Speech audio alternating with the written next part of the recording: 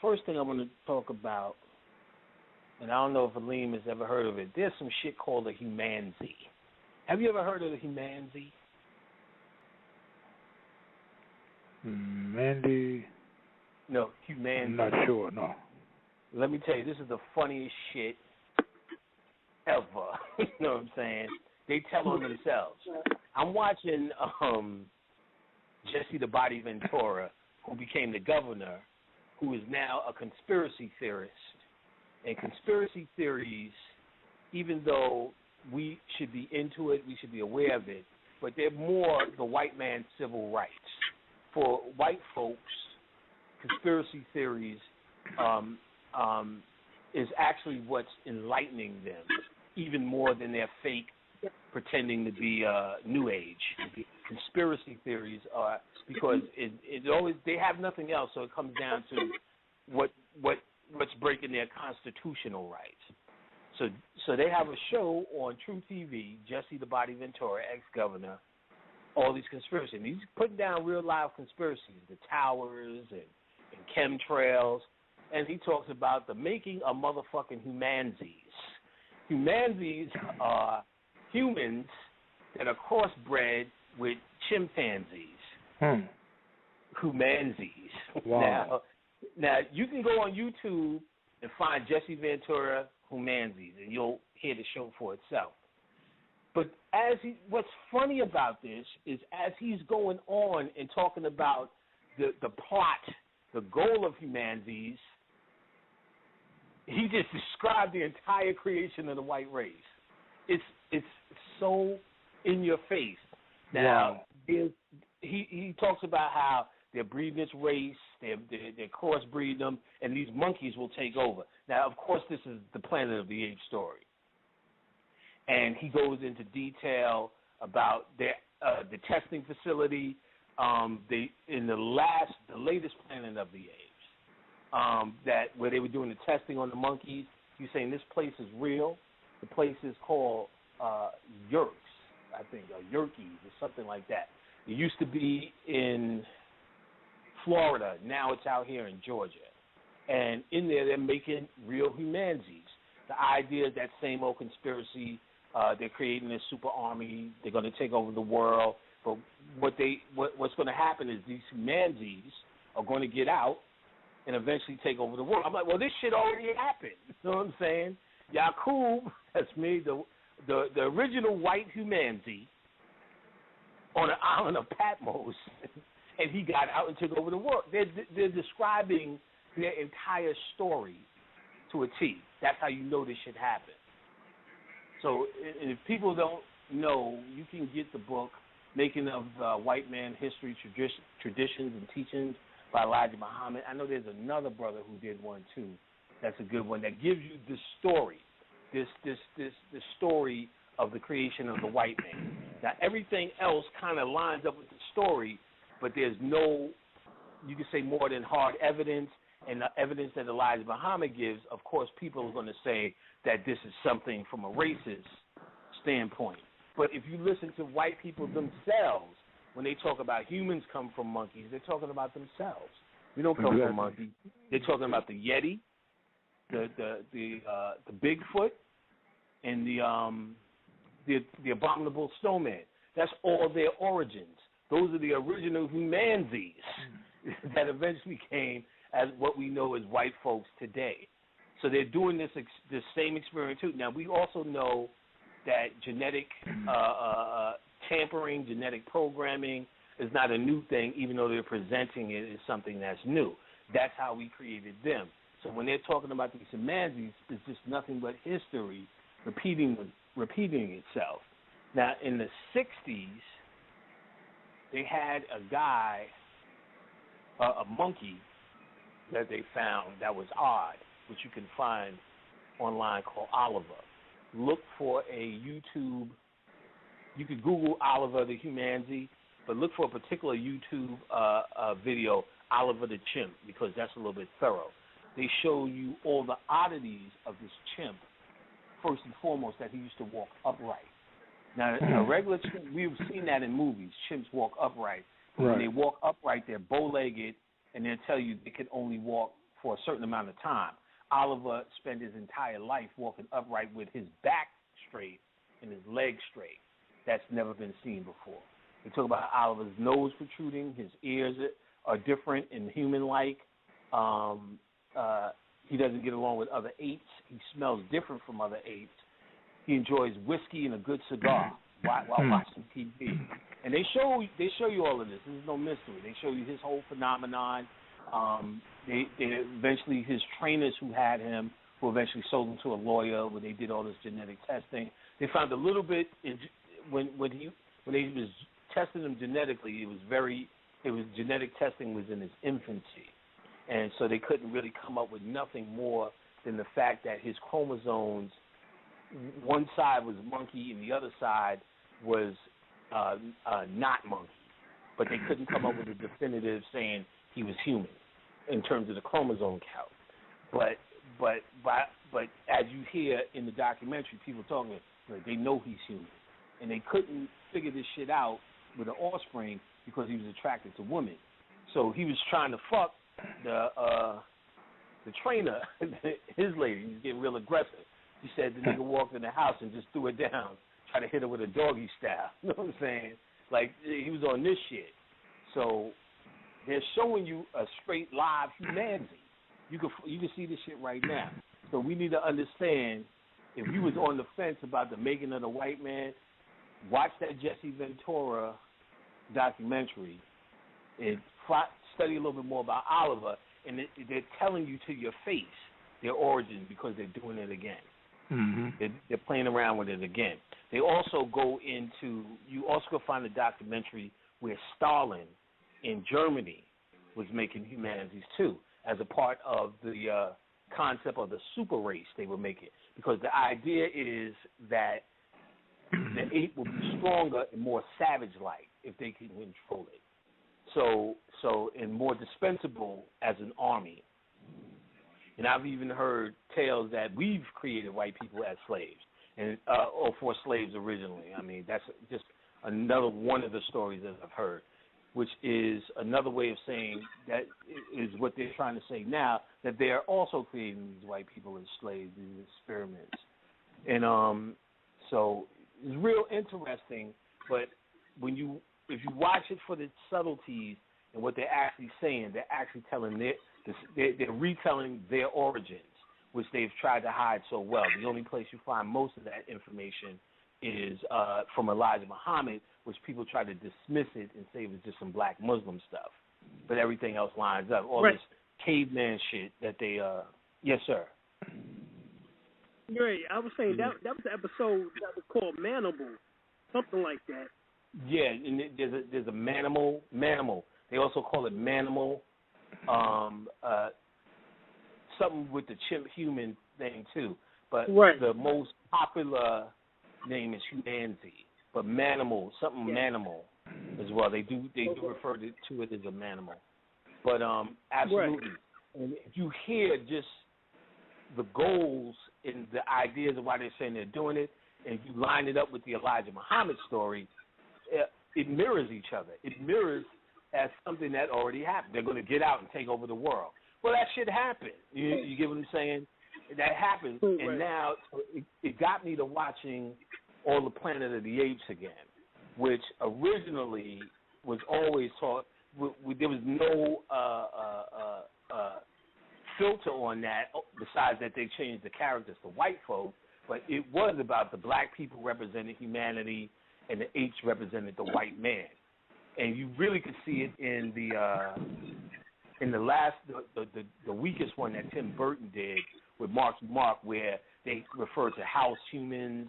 They referred to them as slaves. They did this, in every slave movie where you see white people sitting around the table debating if black people have souls. They did that same thing in this movie. I watched this last night, and they showed you that humanity was the black man, and this is pretty much what happened. Well, that's what we're on now. We're on the fucking planet of the apes. You know what I'm saying? You you damn filthy apes. Each time I go to the store, to see white people, it's like, this is a madhouse, you damn dirty apes. And then in the latest one, which was the most scientific, which in June they're going to do a part 2 to the latest one, which was of course the best one, the most updated, with Caesar, him being the king. Somewhere along the line, I did a breakdown of it. His eyes turning green, which was the green of Thoth. There was just so much. He had a scar on his heart, which was the scar of Hanuman. They chose to use an Indian woman, which represented Sita, if I remember. But there was like at least 10 other things I went through at the time that movie was out about him being a king. Now, they have a new one called Dawn of the Planet of the Apes. Now, I think even Jesse the Ventura talked about this movie was a code because they showed them in the lab experimenting on these apes, which are actually Humanzees that they're doing now at the Yerkes Institute in Georgia. And then he goes through all the paperwork and all the check with this guy and this source and that source. But like I said, more than all of that, what you hear is the Yakub story being replayed over. And that's the most important thing because people are still on the fence about this. I don't see how, but still on the fence about this Yakub story. And you can see it as plain as day being played out yet again. So that's real interesting. I think you should check that out. There are a bunch of cross-species hybrids out there. Mules, ligers, zebroids, beefalo. We recently discussed the majestic growler bear. But we tend to think of humans on a different level from that. We're human. There's no species even close to us. How could we possibly interbreed with something also blech? But guess what? It's been done. And some say it could be done again. It's been done because we all have a little bit of Neanderthal in us, as we've discussed previously on SciShow. The average European is 1 to 4% Neanderthal, so in effect, we are all interspecies hybrids, though that DNA has become so ingrained in our species that basically it's part of what makes us human. But the more frightening and fascinating question to ask is, could it happen again? Many have asked, and some have even had the urge to try to discover whether it is possible to interbreed humans and our nearest genetic relatives, chimpanzees. Now, before we proceed any further, let's be clear that the official position of SciShow and hopefully of humanity is that this is a terrible idea. It is deeply immoral, the creation of a potentially sentient organism, likely with many genetic disorders, who is the only member of his or her species, so that we could study it for science is bad and wrong and pretty much the definition of evil. But it is nonetheless a fascinating thing to discuss, as long as we're not actually thinking about doing it. So, first, is it possible? Well, humans and chimps do share a lot of DNA. They do have one more pair of chromosomes than humans, but different numbers of chromosomes isn't an absolute barrier to interbreeding. In fact, there are some species where individuals within that species have different numbers of chromosomes and they manage just fine, a condition known as chromosomal polymorphism. In fact, in 2010, a perfectly normal, fertile Chinese man was discovered to have only 22 chromosome pairs. In the end, the genetic difference between a human and a chimpanzee is roughly the same as the genetic difference between a horse and a zebra, and zebra-horse hybrids happen all the time. A quick note on terminology here: when geneticists create these name mashups, which they actually do for hybrid animals, they put the father first in the portmanteau and the mother second. So if it's a male chimpanzee and a female human, that's a chuman, and if it's a male human and a female chimpanzee, that's a humanzee or a manpansy. Yeah, manpansy. In 2006, genetic research suggested that after the last common ancestor of humans and chimpanzees, which lived between 5 and 7 million years ago, there was interbreeding between the human and chimpanzee lineages for 1.2 million years. That's not that surprising, since those lineages would likely have been very similar and living in the same geographies, but it was a bit of a shock to paleoanthropologists when the news broke. There's no evidence, however, of recent human-chimpanzee hybrids, though not for lack of trying. In the 1920s, a Soviet biologist, Ilya Ivanov, implanted his own sperm into a number of apes, including chimpanzees and orangutans. Even more creepily, he attempted to inseminate human volunteers with ape semen. Igor Burstev is a Russian historian and an expert on the mysterious hair-covered woman named Zena. He lives in the 1860s till 1890. She's very interesting, wild, human-like creature.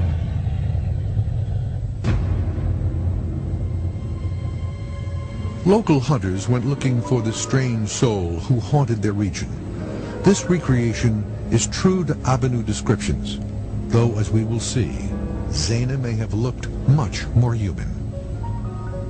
Soon, the hunters found what they were looking for.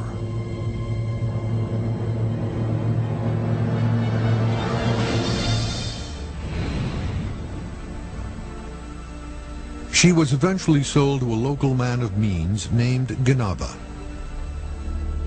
She was very big. They say that she was about 2 meters high. That means about maybe 7 feet. And also she was very strong. She preferred raw meat. She refused of the clothes. That is why she was always nude, though covered with her hair. Her style of life was very wild, as animal life. She was just a big wild woman. After being caged for several years, Zena grew docile and submitted to a near domesticated life. Although she never spoke more than a couple of words, she roamed about the village freely and even worked at Ganaba's mill. He tried to use her to carry big sacks with grain to the mill and with the wheat out of the mill, some about 100 pounds. She was taking just very easily. And here is where the story takes another unlikely turn. Legend has it that Zena had several offspring with numerous different men from the village. Zena's first child died when she bathed it in the cold river. After that, the local village women raised her remaining 4 children who were seemingly human and of normal intelligence. One son, named Quit, was said to be very strong, ill-tempered, and quick to fight. Discovery which may surprise you. Scientists have found that most of us still have a little bit of a Neanderthal inside us. A study into the DNA of the human subspecies found that they interbred with modern humans tens of thousands of years ago, and their genetic mark remains today. BBC's Palab Ghosh has more on these extraordinary findings. This is a skull of a modern human, and this is from a Neanderthal. Look closely and you can see that this one has a slightly longer brain case. Most scientists believe that these are 2 separate species, and there wasn't much interaction between the 2. But now we know there was interbreeding, and that all non-Africans living today are part Neanderthal. The researchers extracted DNA from Neanderthal fossils and compared it with that taken from people living today. They found that the DNA of Europeans and Asians is 2% Neanderthal. It's a very exciting discovery because it gives us really the first strong evidence that there was interbreeding with people like the Neanderthals. And it means that modern humans in different parts of the world may have slightly different mixes. Doctor, I'd like to kiss you goodbye.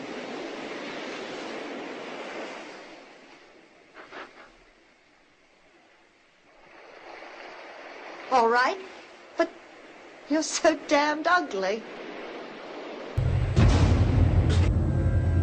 In December of 2005, a fairly innocuous open editorial article appeared in the New York Times by animal psychologist Clive Wynne, commenting on ape-human crossbreeding experiments conducted in Russia in the 1920s. I would say that one can speak of the 1920s as the golden age of Soviet science.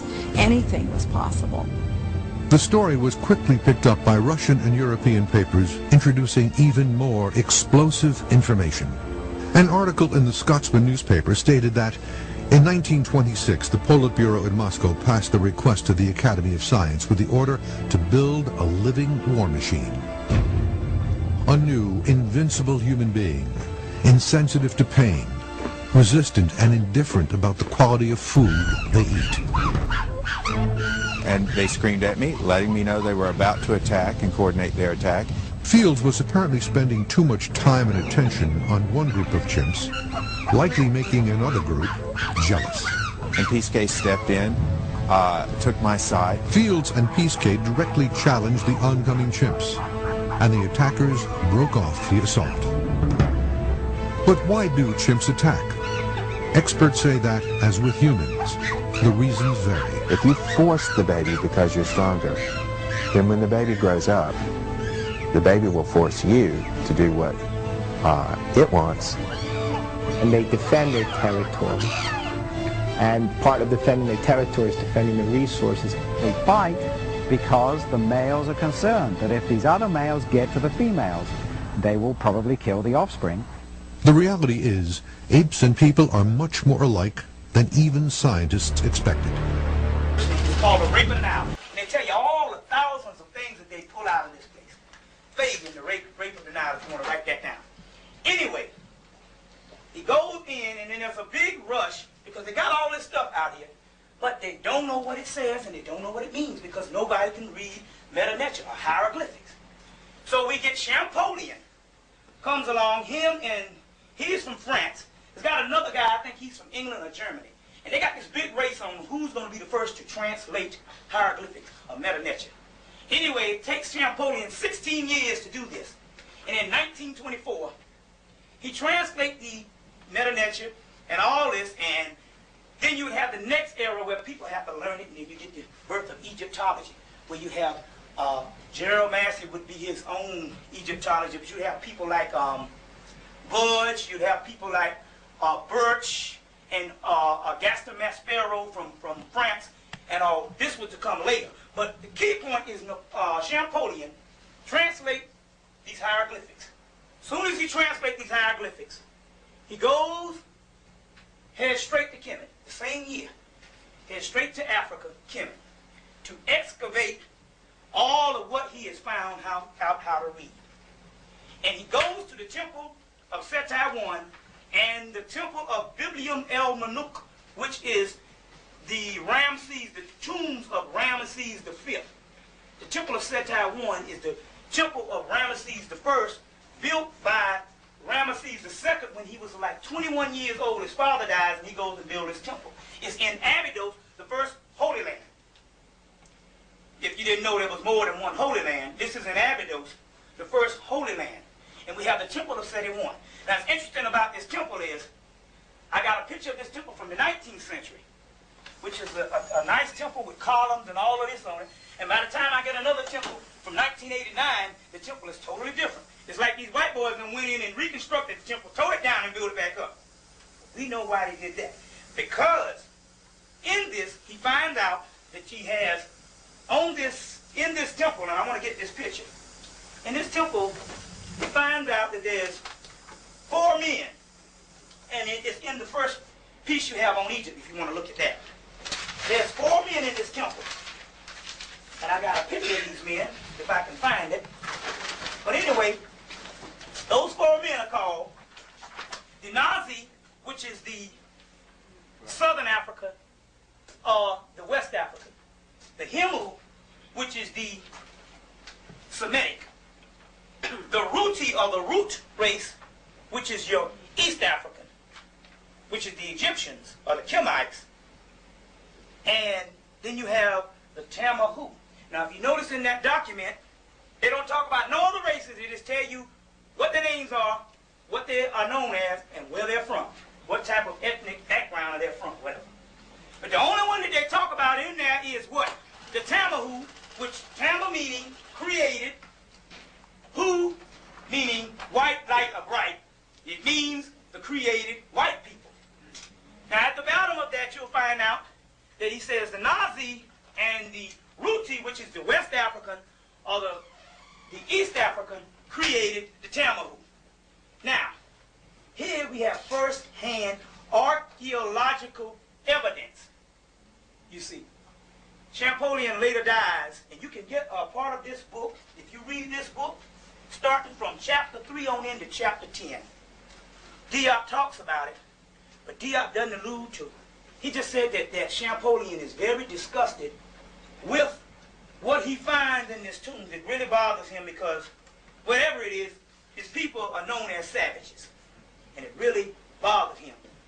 To get the book, he goes into it. This is Diop, African Origins of Civilization, Myth or Reality. And he goes into this thing, and you can get it from chapter 3 into chapter 10. But he says that the Nazi and the Ruchi, or the root, created the Tamahu. Very interesting, because we're talking about basically the Africans. The black man created this mutated, grafted white man. Now, it's interesting about Diop. Diop explains it, and he puts it in there for further study of who picks it up. But remember, he's married to the beast. So therefore, he does not go out and just all out say. He could say it. Now, we know this man is graphic enough to kill the white scholarship in the Western civilization. But yet, he holds back on this pertinent piece. Because if we know he's created by us, then we know that he's not human, because hue means color. And we need to check the origin of these words. But so he has problems with that. So he goes and conjures up this whole other theory, too great a theory or whatever, of the white man being mutated in the Ice Age. Well, if he's mutated in the Ice Age, that's funny, just like Gloria Peace said. Now, here's a black man that travels up to Europe, mutates in the Ice Age. And yet we got some people that say of a lighter hue, which is still an original people. What you said, these are the real people that adapted by climates, or the other people you see around the world, not the white man. They go up, an Indian type that's coming from the Bering Straits, from Australia one time, coming and mutating in China to what you have your Chinese type or your Asian type, coming over the Bering Straits, coming into America, populating America. This is your Indian. Another group of Asians come in, populate with them, and this is how you get your Indian people. At first it was an Australoid type people, more on your Australian type. The Australoid. Then you have another type that mutates into China, comes into America, populate with them, and this is how you get this whole American Indian, indigenous American, because Indian is for India. We all understand that. But here's a people that's an indigenous American, goes up into Alaska and makes a culture and ain't mutated yet in Alaska. And here's some people that don't mutate in the ice or whatever you want in Alaska, but yet we got a blue-black African who did live all around the world. We got a blue-black crusty African, blue-black.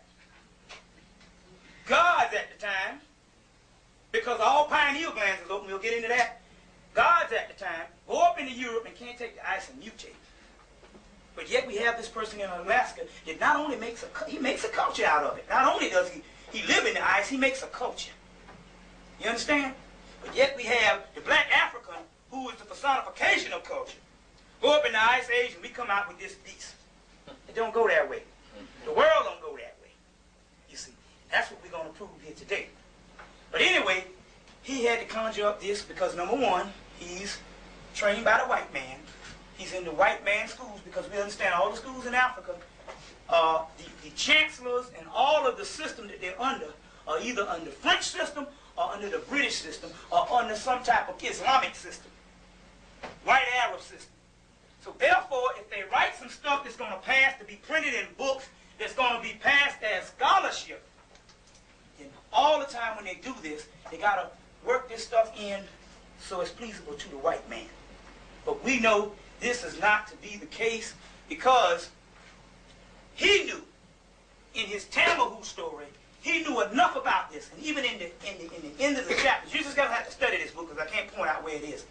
In the chapters, he says that he has read Champollion's, I think it's 13 letters he writes back to Champollion, his elder brother, before he dies, explaining all of this stuff about this mutation of a man he's known, and obviously they explained in the temples what this person really was, and he was very upset about it. Diop reads these so-called, they call them the bas reliefs of Biblium El Maluk and Temple of Seti I. He reads these things, and that means that he knows everything there is to know about this stuff. Because it's funny, because in another part, we have them, Libya. Libya, at an early age, if you trace the culture, it's only populated by the so-called Tamahu. I said, now that's strange. That means that it was populated by the Tamahu who, at an early culture, But yet the white man mutates up here and is in barbarism, but he has enough sense to come down in his barbaric state and take over some black people. It don't make no sense. Then we understand that we have in Kemet, with Menes, or normal as some people say, goes in and he has to liberate upper and lower Kemet from a barbarian, mainly these Tamahu. You see, it's a lot of holes that's missing in the history, and a lot of people are confused about this stuff. You see, did the white man come and see? Was the white man in the caves, caves and hills of Europe as a barbarian? Then what is this man doing down here, fighting? Now you have if you can get the papyrus, you can get it out of the book, Ewalish Budge's book, From Fetish to God in Ancient Egypt. Budge's book, awesome piece of work. All black people should have that if you want to know some stuff about Egyptian mythology, as well as the massive stuff. It's only $9. You can get it at the Sphinx, or you can order it. In that book, there's that papyrus, the wars, I think it's called... Evanoff was right on at least one count. Chimpanzees are almost 99% genetically identical to man, and would be the best animal to try to breed with humans. Experts believe that man evolved from the same evolutionary branch as chimpanzees. Gorillas and orangutans evolved along a different branch, making interbreeding between chimps and people the most likely. Of today is actually someone that I refer to as the Neo-Neanderthal, or who he's now calling himself Humanzee or Humanthal.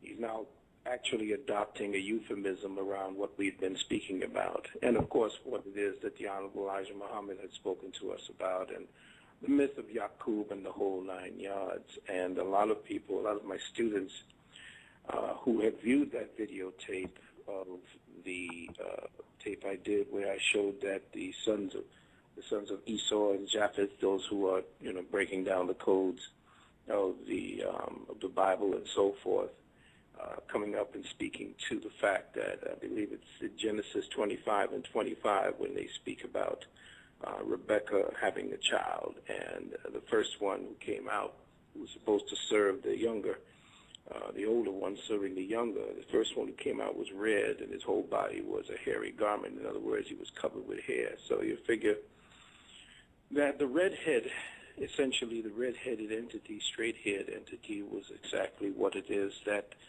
the scientists today are now classifying as the Neanderthal.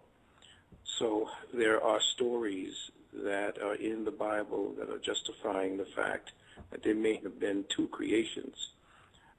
He is now, of course, justifying his humanity by putting all kinds of information out that has nothing to do with science. It has more to do with his pseudoscience that he is trying to fit into a puzzle that he has created based upon his sciences of anthropology and archaeology.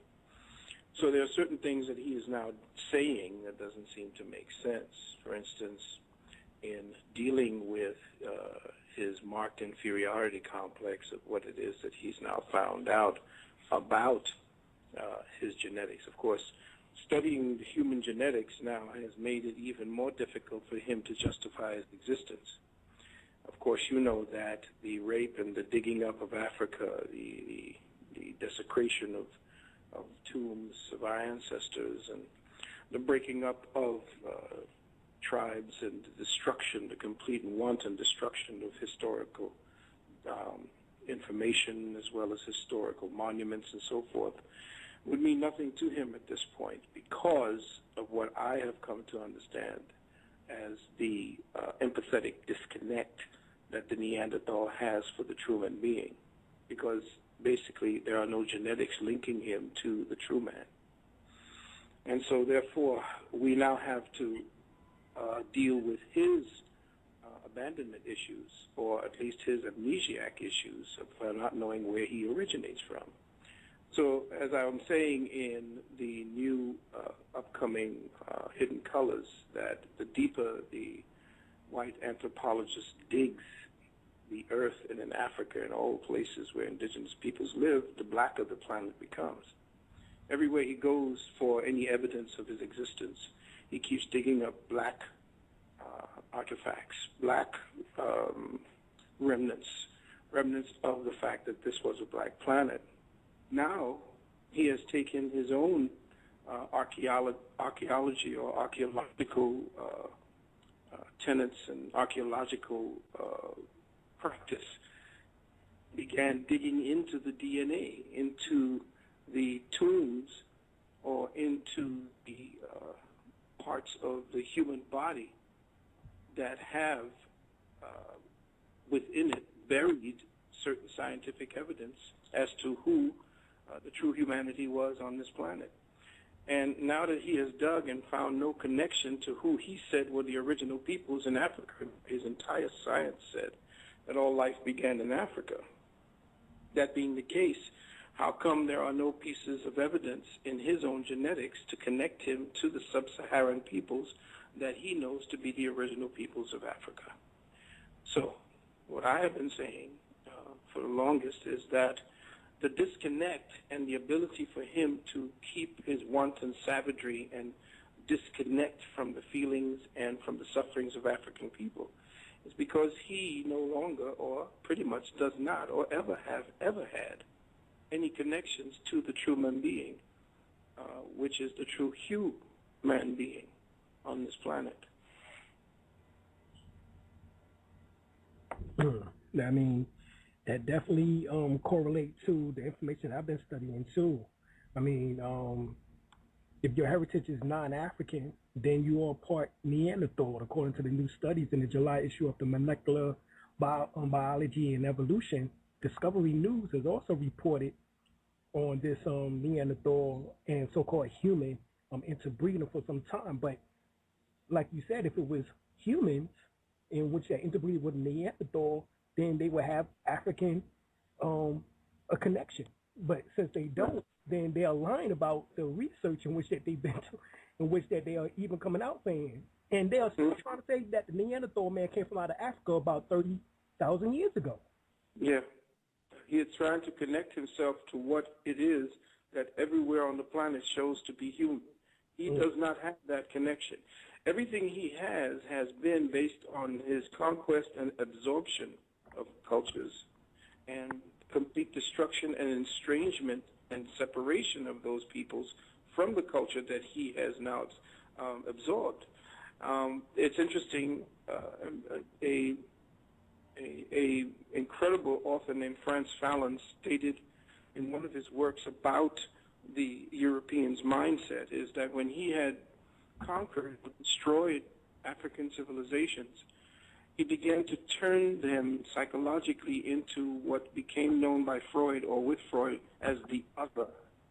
The other is this beast that the European believes lives on the borders of his civilization, and that the borders of civilization essentially is representative of everything that is not him. So when he conquered, he not only took the land, but he took everything that was on the land as well as was within the people themselves. So he stole culture, he stole science, he stole everything, absorbed it, became it, and actually in his own psychosis believed that it belonged to him. Because based on the fact that he was superior and actually conquered these people, then he had a right to their mindset, and that they no longer have right to their own psychology and mindset, that it now belongs to me. It's the Elvis syndrome.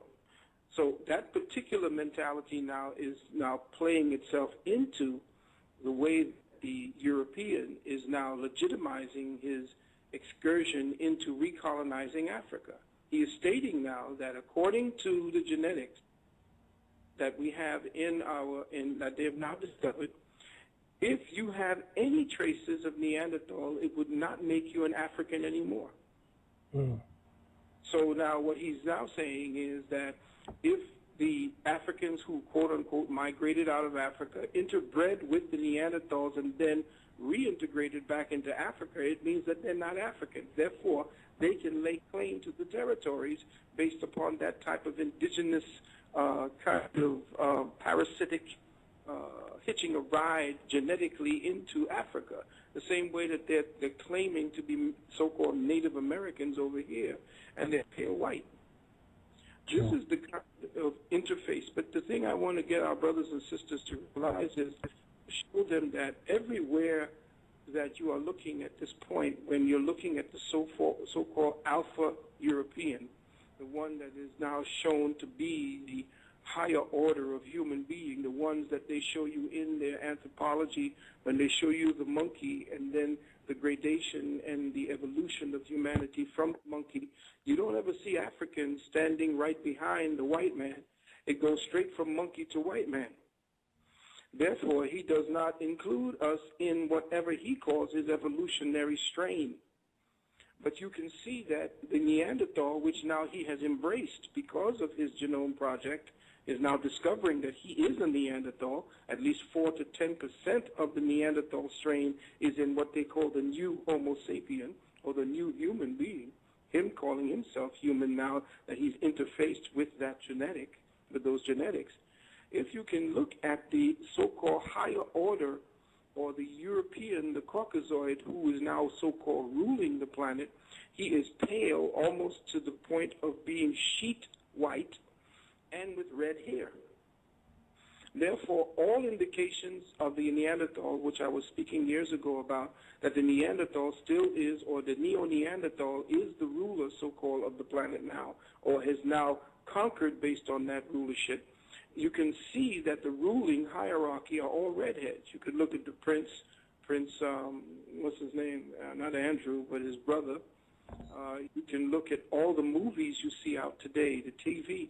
There's always these redhead white women that they're promoting, redhead in all your commercials. Open your eyes.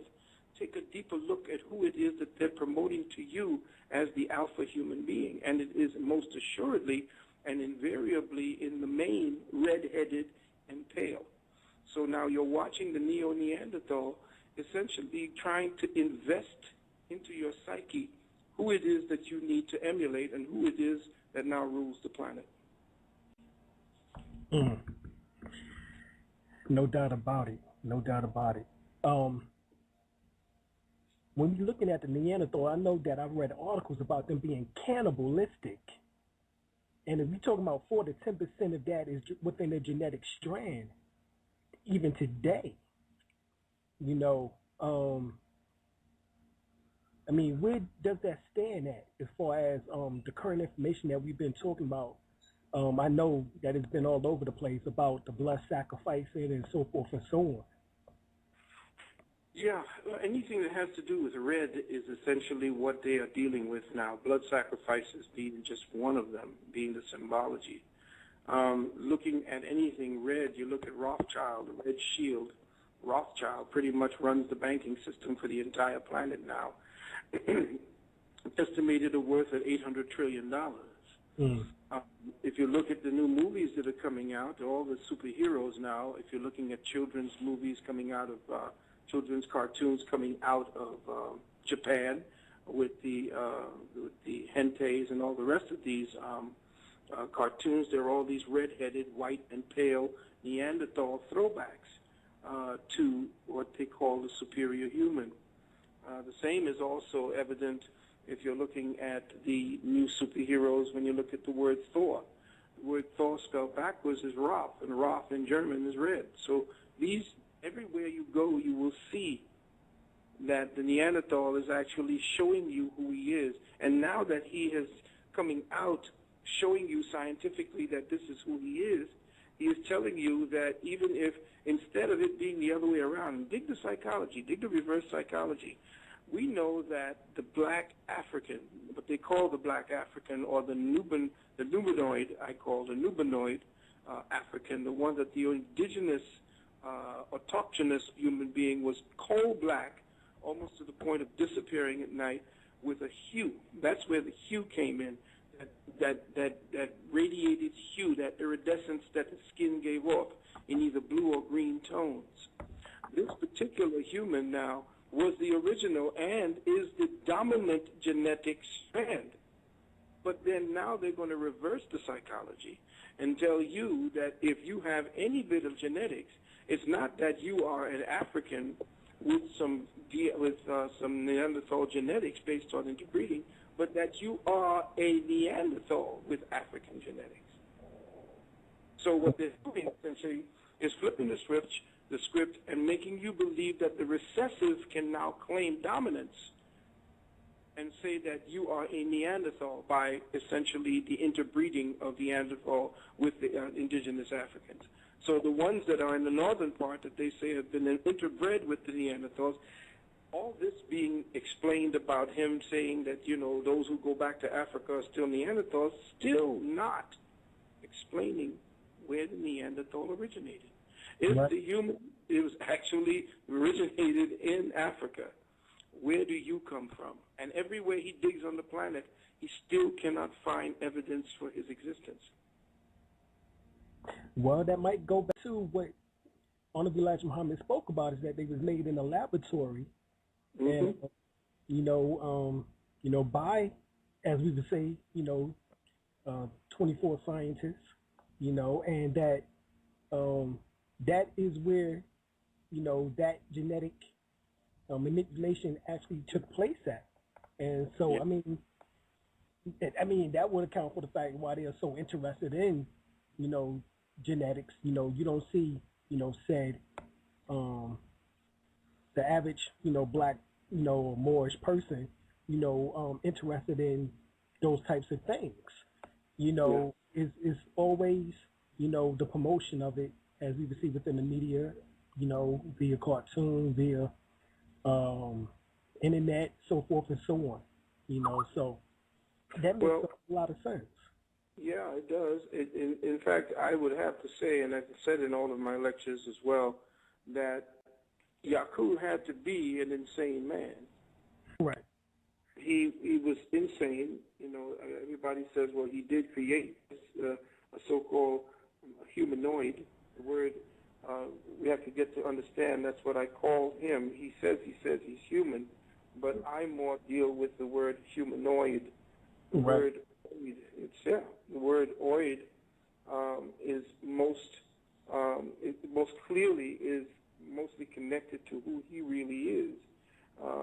The word oid is a suffix, and that suffix means resembling something, or having the appearance of, or one that resembles something specified, or something that is specialized quality of something. So if it is a humanoid, it means that if he is saying that the original human, which I call the true man being, the original true man being is actually the original starting point for the humanoid strain, no matter what it took, what variations on the theme it took. If that was the original, and he finds nothing of that in himself, then yes, as they speak about the fact that he may have been grafted, then you have to look at this as the story also, his psychological projection of this particular traumatic event of his creation, or his second creation. This may be why Mary Shelley and all the rest of these people put together these monster movies called Frankenstein. Right. And it's Frankenstein. Frankenstein is this entity that was grafted from all these different parts to create this humanoid entity. But then what did this humanoid entity do? It came back and destroyed the village. So essentially, that's essentially what we're facing here today.